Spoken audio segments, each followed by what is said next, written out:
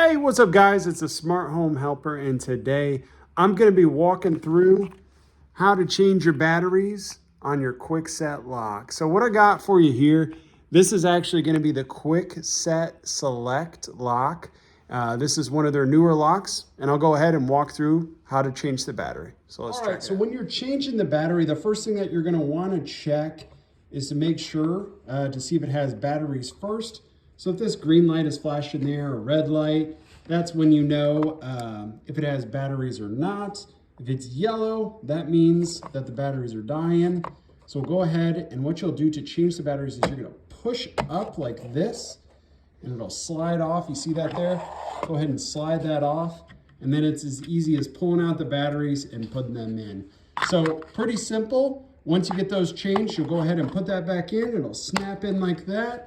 Should start flashing green to let you know that the batteries are full, and then from there you're good to go. So that's how you guys have any questions or need any help, let me know, and thanks for watching, and don't forget to subscribe.